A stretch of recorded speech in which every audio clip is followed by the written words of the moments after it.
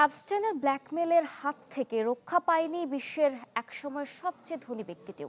সম্প্রতি মার্কিন কংগ্রেসে দেওয়া সাক্ষীতে এ কথা জানান বিল গেটস।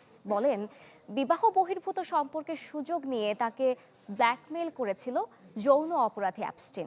সেই সাথে স্বীকার করেন, সরাসরি কোনো অপরাধের সাক্ষী না হলেও কয়েকজন ভুক্তভোগীকে হয়তো দেখেছিলেন তিনি। সময়ের সাথে সাথে দেখা দেয় নিত্য নতুন প্রয়োজন। রেডি থাকতে হয় প্রতি মুহূর্ত। তাই এলো ইনোভার, যেন আপনি লাইফে থাকেন রেডি প্রতিদিন। Innova, designed for now. প্রয়াত যৌন অপরাধী জেফ্রি এপস্টেইন বিবাহ বহির্ভূত সম্পর্কের তথ্য কাজে লাগিয়ে ব্ল্যাকমেইল করার চেষ্টা করেছিলেন বিল গেটসকে। মার্কিন কংগ্রেসের হাউস ওভারসাইট কমিটিতে দেয়া সাক্ষীতে এমনটাই দাবি করেছেন মাইক্রোসফট প্রতিষ্ঠাতা।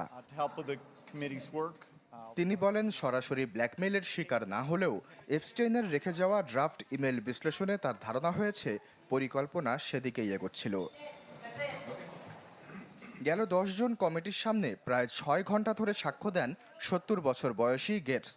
তিনি জানান, 2011 সালে তার বিশ্বস্ত সহকর্মী বরিস নিকোলিচের মাধ্যমে এপস্টেইনের সাথে তার পরিচয়।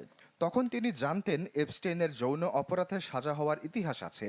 তবু বৈশ্বিক স্বাস্থ্য খাতে বিপুল অর্থ সংগ্রহে এপস্টেইনের সক্ষমতার কথা শুনে তার সাথে পেশাগত সম্পর্ক রাখার সিদ্ধান্ত নেন তিনি।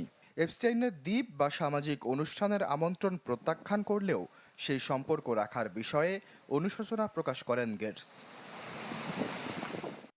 একই শুনানিতে বিল গেটস স্বীকার করেন, সরাসরি কোনো নির্যাতন বা অপরাধ সংঘটিত হতে না দেখলেও বেশ কিছু ভুক্তভোগীদের তিনি দেখেছিলেন।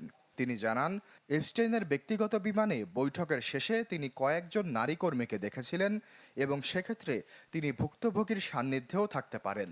এছাড়া এপস্টেইনের নথিতে গেটসের বিরুদ্ধে কিছু অপ্রমাণিত ও কুরুচিপূর্ণ অভিযোগও ছিল, যা তিনি সরাসরি অস্বীকার করেন।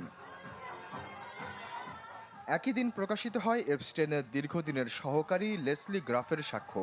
গ্রাফ জানান, প্রায় 10 বছর ধরে তিনি একাধিকবার এপস্টেইন ও ডোনাল্ড ট্রাম্পের মধ্যে ফোনে যোগাযোগ করিয়ে দিয়েছিলেন, যদিও তাদের কথোপকথনের বিষয়বস্তু তার অজানা।